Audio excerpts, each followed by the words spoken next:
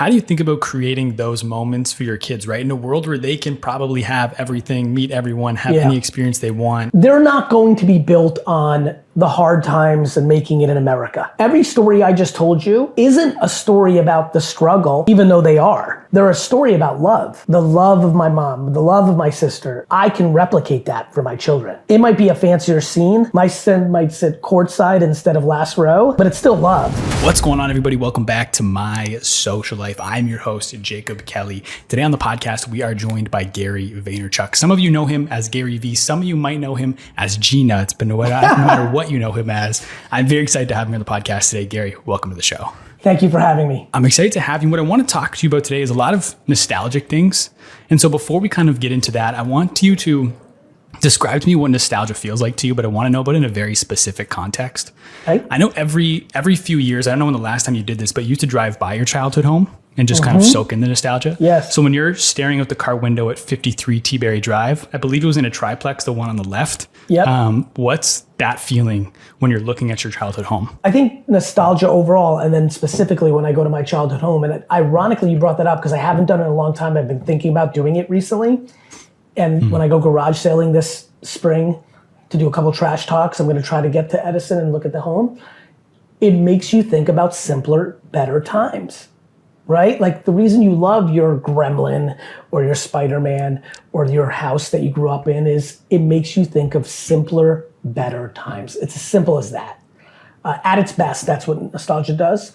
Or like, it might not even be simpler, it's just good times, right? It might be high school, it might have been complex, but it was when you got your first kiss and maybe, like, so it's just, it invokes emotion that makes you smile. I've heard you say that 82 to 88, 89 is some of the fondest years of your life. So I kind of want to stick in that pocket for this interview.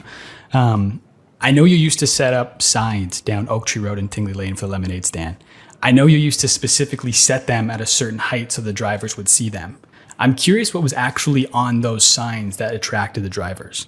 You know, I was very smartly intuitive about marketing even as a young kid. I remember taking note when my mom would drive me to the supermarket or just drive. When I would be in the car, I would pay attention to other people's lemonade stand and garage sale signs looking out the window. And I quickly at like 7 or 8 knew that like you couldn't read them most of the times. I still take note of this, by the way. So what the sign would say is it would say 10 cents, as big as you could imagine. Like literally the entire sign was like lemonade 10 cents. And I would use black marker like multiple times. Like I knew how to make it thick and big and simple and at eye level. Like, and I didn't need to put like what time it would be. I would take down a sign. I didn't waste that. I just knew what I was doing. And so like, it's, wow, that's a really fun question for me because I haven't answered anything about that ever in my life. So it's a great job by you, Jacob, trying to bring out some different stuff. The signs on my lemonade were very inspired by me. This is me as a theme. I watched as a 5 and 6 and 7-year-old. It took note. And then when it's time for me to make my signs, I'm like, I'm not gonna make those same mistakes. I'm gonna be able to, my people are gonna be able to read it. And then I brought that skill to the wine store. Before we got a computer with a printer, we used to make the signs on the displays by hand. And so when I was at the register, when there'd be downtime, I would make the sign, regular $8.99, on sale for $5.99.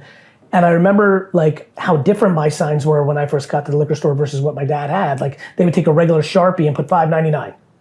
Mine would be like 3 times the size of the sign. The $5.99 was like bigger than the previous sign itself. Like it was all that. I'm curious, another place that you kind of look and watch and then replicate yourself or do better on is with baseball cards. I know you got into baseball cards at John Adams Middle School, right? In the baseball card club? That's exactly right. John Adams had a baseball card club. I think I was our science teacher. I can't remember exactly what the teacher was, but it was a huge, huge thing for me. 6th and 7th grade. I would say 6th and 7th grade is when I became, like that's when you know, I talk a lot about lemonade. I talk a lot about washing cars, shoveling snow, but that's when there was a maturity to my, like that was a step. And that baseball card club was huge because, you know, that's what communities and that's what a school can really do. It like brought people together. There was multiple kids in that club that I didn't know from other classes, other grades. And I very quickly understood that I was like, I remember very quickly saying like, I know more than these guys. I know more about baseball. I've memorized the prices in the price guide. And then that's what I was starting to learn, like, oh, I can talk my way into, like, I could convince them to buy this, give me that card for this card. And I learned a lot during that era. So when you're at your first baseball card show at the JCC on Oak Tree Road, how do you set your table up there versus how you would set your table up now? You know, I don't vividly remember the table design. I remember vividly pretty early, and it gets a little blurry, right? Because this is 40 years ago, but like, or so, like, I remember quickly, and I don't think it was that show, but I think quickly I learned how, I definitely am always watching. It's what I do for a living. So I remember not knowing what the fuck I was doing, and I remember knowing what I was doing at the end of that weekend. So I came in super raw, had no idea price tag, sticker. I remember, actually now, this is a fun interview. Thank you for being so prepared. I remember not having sticker pricing on my cards. And I remember looking at the other table, like, oh, they got price tags on there. Like, you know, like I was like, and like, you know, just like this is where like not being scared in business. Like I just went to a dealer, and you remember these are like 40 or 30-year-old men, and I'm like 11. I'm like, can I get some stickers? Thank you. Like, you know, like stickering my stuff. It was, you know, but what that all evolved to, back to the liquor store, I'm a merchandiser. I think about end caps. I think about what product goes at the register versus the shelf versus the first end cap versus what do you see when you first walk in.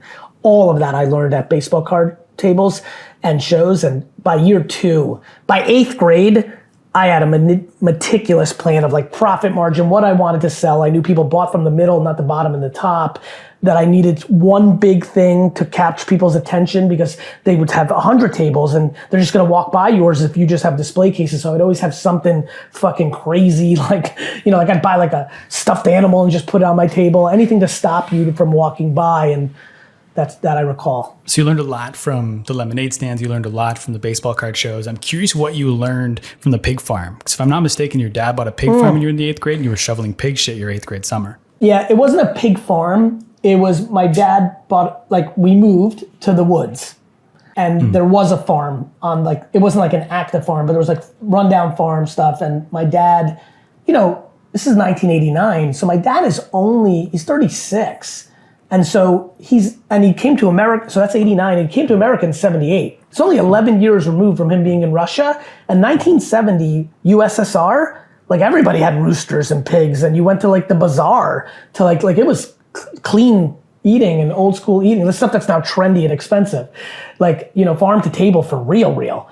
So he was into that, he thought that was cool. I was like, this is the worst, I like lost all my friends, we're in the middle of nowhere. And then he gets a pig, and then he tells me I have to clean up the pig shit. And I'm like, what the fuck? And that was like real hard manual labor. Like every fucking 3 days, I'd have to go in there to be a ton of hay. It would all be shit infested. I'd have like some bullshit boots on that were like 4th generation pass downs. I'd fucking rake it once in a while. Like you'd go in and like the fucking shit would hit your lip. And I'd be like, I'm eating fucking pig shit. What is my life? And like, you know, but these are all the things that I look back on of like, of course I outwork everybody. I fucking worked my whole life. Everything was work. It's what all my parents knew. They instilled good values and hard work, and like nothing that is going on with me is confusing. It was all built from the scratch. Can you tell about your family trip to Disney World that you took with your mom and your sister? Me and my sister and my mom, my dad didn't go because he was working, took our first family vacation in 85, 86. I was like 5th, my sister was 2nd grade, something like that. This was like us winning the lottery and getting a private plane and a mansion and meeting every like going to Disney World, like you have to say McDonald's was like going to like Aspen for a month for our immigrant family. So for Disney World, we stayed in the Holiday Inn. My family didn't have credit cards back then. My mom ran out of cash by the 3rd day because the Disney tickets were more expensive than she thought. She didn't eat for 4 days. I ate like a half a sandwich.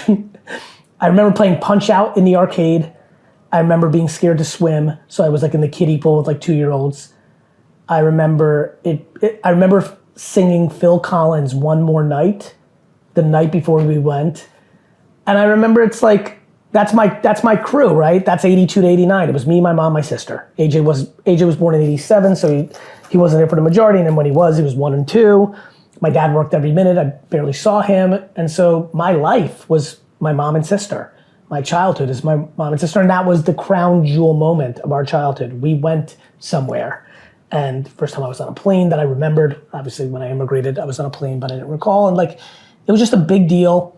And I'm just grateful for it. Like I had dinner with my sister last night. I ordered a really nice bottle of wine. We were in a fancy place here in Hudson Yards. And I looked at the bill and I was like, this is more money than me and this girl, my sister here, like, were spent on for eating out to dinner in our childhood. Like, Red Lobster is only so expensive, and that was about as fancy as we got during those times. And so it's really cool. I'm really grateful for my humble beginnings, and I'm really grateful for you to make this interview be about those early times. I appreciate that. I'll ask you one last question. I know we're about to be over time here. How do you think about creating those moments for your kids, right? In a world where they can probably have everything, meet everyone, have any experience they want. I don't want them, they're not going to be built on the hard times and making it in America. Every story I just told you isn't a story about the struggle and the appreciation and the humility, even though they are. They're a story about love. The love of my mom, the love of my sister, right? The love we had for each other. I can replicate that for my children. It might be a fancier scene. My son might sit courtside instead of last row, but it's still love. And so I think that parents that go through, or people that go through generational changes, I feel like too many of my friends from that era that came up with nothing hold on too much and try to create fake environments for their kids, but you can't replicate it. Things change, but you can hold the true values, and that's what I focus on. I saw the head nod there. Is someone waiting for you? Yeah, they're here. Right. I will let you go, Gary. Thank you very much. Thank you, my friend. It's been an absolute pleasure. Real pleasure. Wish you well. Take care. Bye-bye.